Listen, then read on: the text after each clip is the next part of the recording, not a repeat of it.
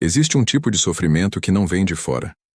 Não é a conta que venceu, não é o chefe que cobrou, não é o relacionamento que esfriou. É algo pior.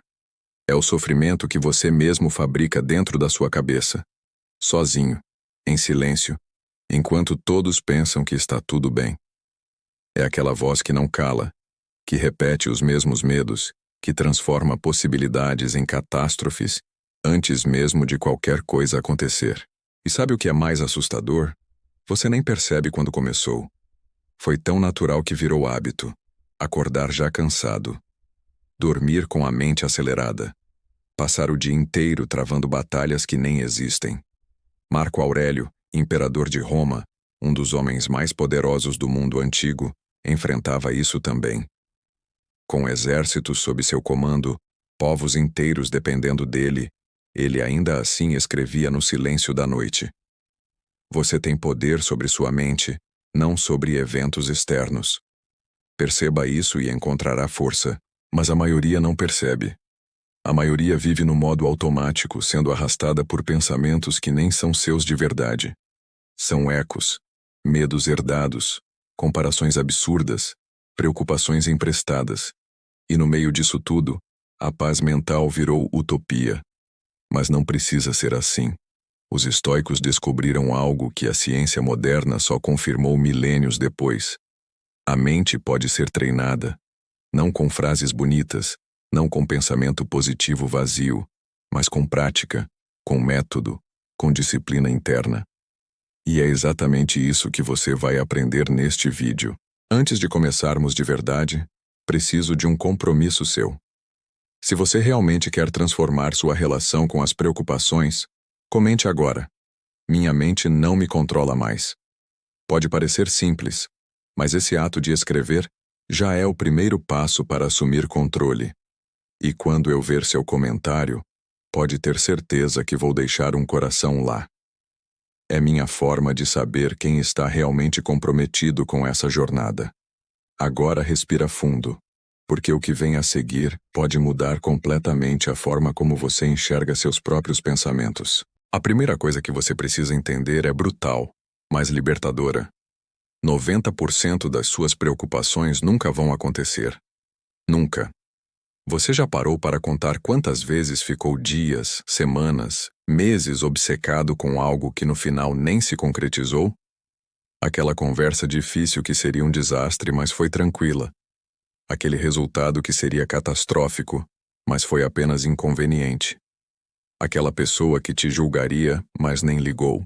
Sêneca, outro filósofo estoico, disse algo que deveria estar gravado na testa de todo ansioso.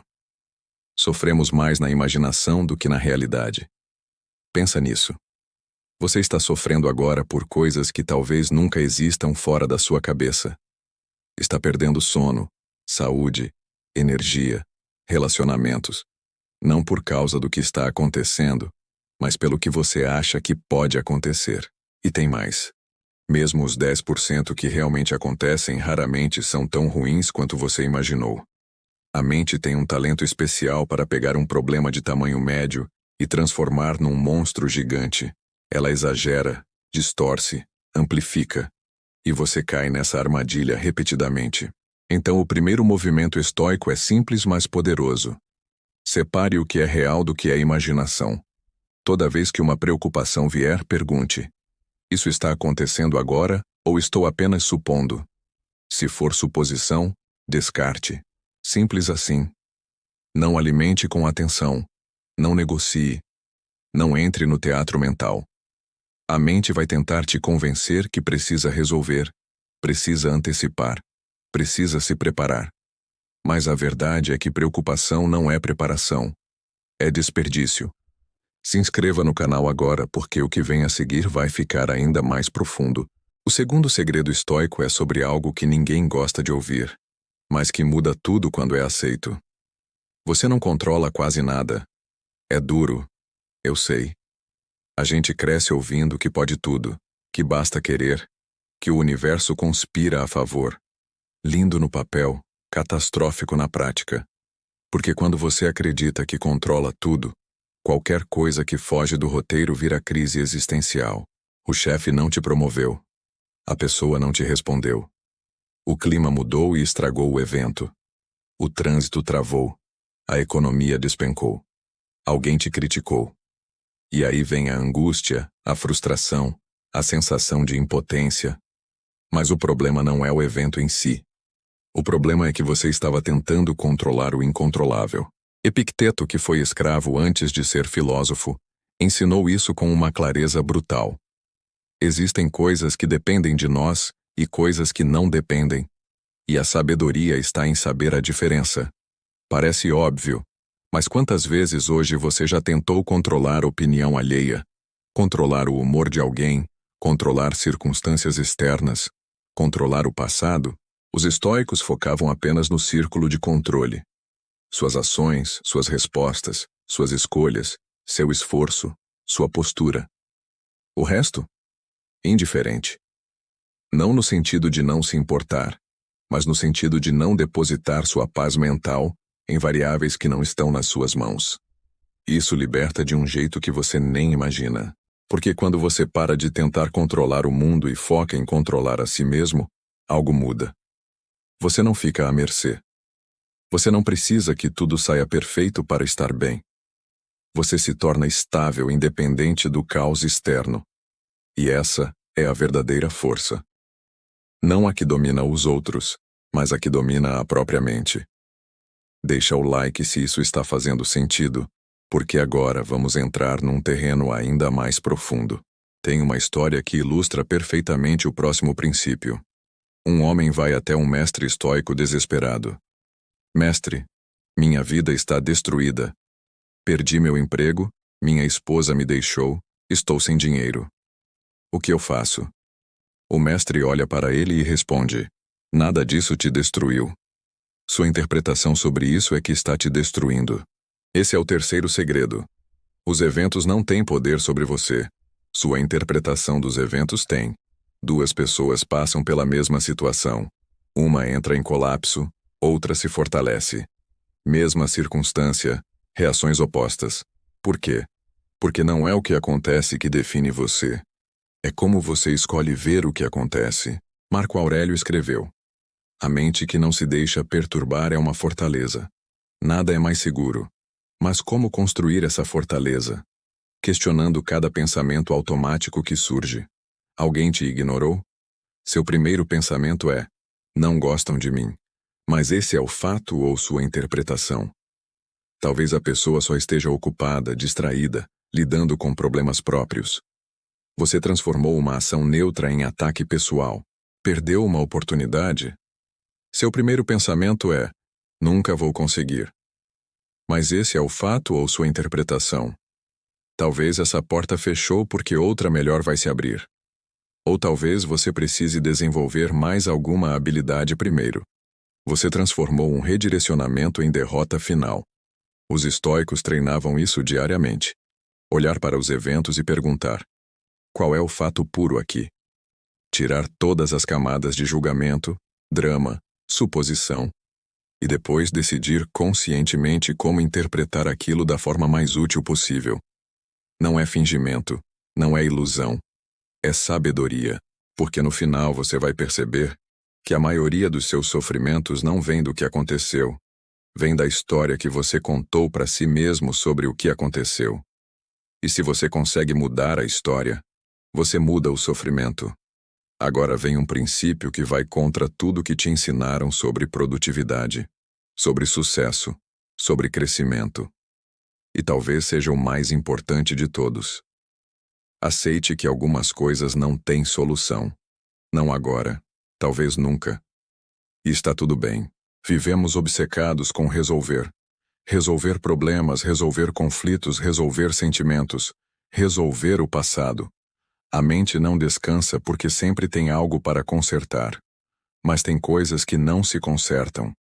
Tem perdas que não se recuperam. Tem pessoas que não voltam. Tem erros que não se desfazem. E a tentativa desesperada de resolver o que não pode ser resolvido é o que te mantém preso. Sêneca dizia que não somos perturbados pelas coisas, mas pelas opiniões que temos sobre as coisas. E uma das opiniões mais destrutivas é achar que tudo precisa ser resolvido. Não precisa. Algumas coisas precisam apenas ser aceitas. Aceitar não é desistir. Aceitar é parar de lutar contra a realidade. É olhar para o que é e dizer: ok, é isso. E agora, com o que eu tenho, com o que sobrou, com o que é possível, o que eu faço? Você carrega feridas antigas? Aceite que elas aconteceram. Pare de reviver esperando que dessa vez o final seja diferente. Você cometeu erros? Aceite. Aprenda se puder, mas pare de se punir eternamente como se isso mudasse o passado. Alguém te magoou e nunca pediu desculpas? Aceite que talvez nunca peça. E liberte essa pessoa da obrigação de te dar o fechamento que você precisa. Você pode se dar esse fechamento sozinho. A aceitação estoica não é passividade. É o oposto. É coragem para olhar a verdade de frente e não se esconder dela.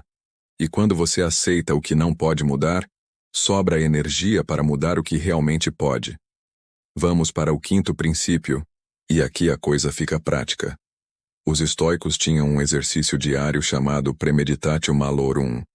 Soa complicado, mas é simples. Visualizar antecipadamente o pior cenário possível. E não por pessimismo, mas por preparação mental. Toda noite antes de dormir, Marco Aurélio imaginava as piores coisas que poderiam acontecer no dia seguinte. Traição, perda, humilhação, fracasso, morte. E então se perguntava: se isso acontecer, como vou responder? Qual será minha postura? Como vou manter minha dignidade? Parece mórbido, mas é libertador. Porque quando você já visitou mentalmente o pior cenário e decidiu como vai lidar com ele, a ansiedade perde força. Você não fica mais refém do medo do desconhecido. Já conheceu o monstro, olhou nos olhos dele e escolheu não se curvar. A maioria foge do pior cenário. Finge que não existe, empurra para baixo do tapete, muda de assunto quando a mente vai nessa direção. Mas o medo que você evita é o medo que te domina. O medo que você enfrenta é o medo que perde poder. Então, pratique. Pega aquela preocupação que não te deixa dormir e vai até o fundo. O que é o pior que pode acontecer? Realmente o pior.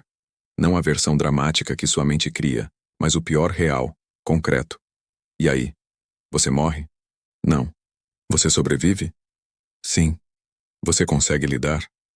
Provavelmente melhor do que imagina. Quando você tira o véu do desconhecido, quando acende a luz e vê que o monstro não é tão grande quanto parecia na escuridão, a preocupação murcha. Ela vive de suposições vagas. Morre com clareza. Sexto princípio. Memento mori. Lembra que você vai morrer. Soa sombrio? Talvez. Mas é o lembrete mais poderoso que existe contra preocupações pequenas. Os romanos tinham uma prática curiosa. Em desfiles de vitória, quando um general estava sendo celebrado como herói, havia um servo atrás dele sussurrando sem parar: "Você é mortal. Você é mortal. Você é mortal." Por quê? Para evitar que o ego inflasse. Para trazer perspectiva. Para lembrar que no final, nada daquilo importava tanto quanto parecia. E essa consciência da finitude não era deprimente para os estoicos. Era libertadora. Porque quando você lembra que tem prazo, você para de desperdiçar tempo com futilidades. Aquela briga idiota por orgulho. Aquele ressentimento que você cultiva há anos. Aquela preocupação se fulano gosta de você ou não. Aquela necessidade de provar algo para alguém que nem se importa. Tudo isso desaparece quando você coloca na balança com a morte. Marco Aurélio escreveu: "Você pode sair da vida agora mesmo. Deixe isso determinar o que você faz, diz e pensa. Não é sobre viver com medo. É sobre viver com intenção. É sobre olhar para suas preocupações e perguntar: se eu soubesse que vou morrer em 1 ano, isso ainda importaria? A resposta para 90% das coisas é não. E esses 90% estão roubando sua paz mental agora. Mas quando você tem clareza sobre sua mortalidade, as prioridades se reorganizam sozinhas. O que importa fica mais claro. O que é ruído some. Sétimo princípio. E esse aqui dói porque vai contra o instinto. Pare de buscar aprovação. Pare completamente. Boa parte da sua ansiedade, da sua preocupação, do seu estresse mental vem de uma fonte. Você está tentando agradar todo mundo. E isso é impossível. Epicteto foi direto. Se você quer progredir, abandone pensamentos como: se eu descuidar dos meus assuntos, não terei o que comer. Se eu não punir meu servo, ele vai se tornar mau. É melhor morrer de fome livre de preocupação do que viver ansioso na abundância. Radical? Sim. Verdadeiro? Também. Porque quando sua paz mental depende da opinião alheia, você nunca terá paz. Você será escravo de 1000 senhores diferentes, cada um com uma expectativa diferente, cada um te puxando para um lado. Fulano acha que você deveria ser mais sério. Ciclano acha que você deveria relaxar mais. Um diz que você trabalha demais. Outro diz que você é preguiçoso. Um te critica por ser quieto demais. Outro te critica por falar demais. E você no meio disso tudo, tentando ser tudo para todos, sendo ninguém para si mesmo. Os estoicos cortavam isso pela raiz. A opinião dos outros não me define. Minha conduta define. Se eu estou agindo com virtude, com integridade, com propósito, o julgamento externo é irrelevante. Não porque eu não me importo com as pessoas, mas porque eu não posso controlar o que elas pensam. E colocar minha paz nas mãos de algo que não controlo é insanidade. Você vai ser julgado de qualquer forma. Faça o certo, te julgam. Faça o errado, te julgam. Não faça nada, te julgam. Então a pergunta não é como evitar julgamento. A pergunta é: por que eu dou tanto poder para ele? Quando você corta o cordão umbilical da aprovação externa, algo incrível acontece. Você finalmente descobre quem você é de verdade. Não a versão que performa para a plateia. A versão real, crua, autêntica. E essa versão não precisa de aplausos para existir. 8º princípio. Pratique o desapego voluntário. Os estoicos faziam algo que hoje seria considerado loucura. Periodicamente, abriam mão de confortos. Dormiam no chão. Comiam comida simples. Passavam frio de propósito. Usavam roupas velhas mesmo podendo comprar novas. Por que alguém faria isso? Para treinar a mente. Para lembrar que tudo que você tem pode ser tirado a qualquer momento. E quando você pratica perder antes de perder de verdade, a perda real não te destrói. Sêneca praticava isso religiosamente. Ele dizia: reserve alguns dias nos quais você vai se contentar com a comida mais barata, com roupas ásperas e antigas, perguntando a si mesmo: é isso que eu tanto temia? Porque no fundo, a maioria das preocupações vem de apego. Apego a status, a conforto, a imagem, a coisas. E esse apego te torna refém. Você para de arriscar porque tem medo de perder. Para de ser autêntico porque tem medo de não se encaixar. Para de tentar porque tem medo de falhar e perder o que construiu. Mas quando você treina periodicamente a abrir mão, quando experimenta viver com menos e percebe que sobrevive, que até fica bem, o medo perde poder. Você descobre que é mais resiliente do que pensava, que pode recomeçar se for preciso, que a segurança real não está nas coisas externas, está na sua capacidade de lidar com a ausência delas. E aí a vida muda. Você para de viver preso, para de aceitar o inaceitável por medo de perder conforto. Para de se submeter a situações tóxicas porque precisa daquele emprego, daquele relacionamento, daquela situação. Você descobre que pode caminhar livre, porque não há nada externo que você não possa perder e continuar inteiro. 9º e último princípio. E talvez o mais transformador de todos. Haja apesar do medo. Não espere o medo passar.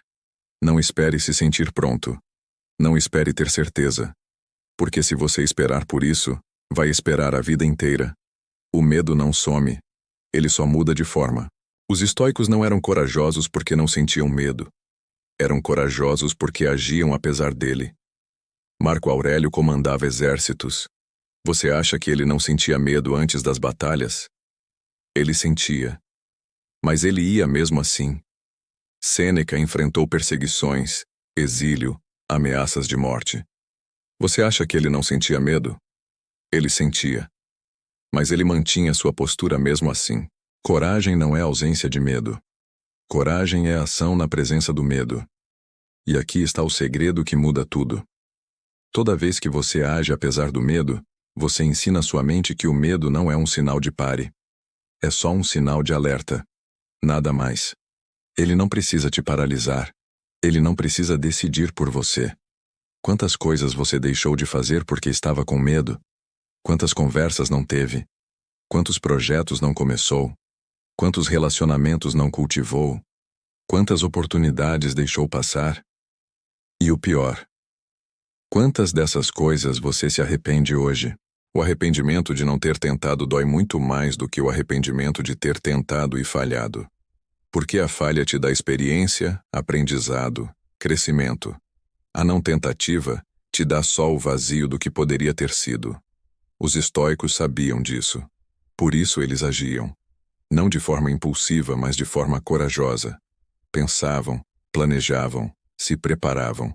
E então davam o passo, mesmo com medo, mesmo sem garantias. E sabe o que acontece quando você faz isso repetidamente? Você descobre que é mais forte do que imaginava, que consegue lidar com mais do que pensava, que o medo que parecia gigante na verdade era só uma sombra ampliada. E aos poucos, você se torna a pessoa que não espera a permissão do medo para viver. Você se torna livre. Se você chegou até aqui e realmente chegou, preciso que faça algo por mim. Comente agora. Minha mente é minha fortaleza. Quando eu ver seu comentário, vou deixar um coração porque você faz parte de um grupo raro. O grupo que não só consome conteúdo, mas que realmente pratica. E eu quero saber quem são essas pessoas. Olha, eu poderia finalizar aqui com frases motivacionais. Poderia dizer que tudo vai ficar bem, que basta acreditar, que o universo conspira a favor. Mas não vou fazer isso. Porque os estoicos não acreditavam em conto de fadas. Eles acreditavam em verdade. E a verdade é que a vida é difícil. Sempre foi, sempre será.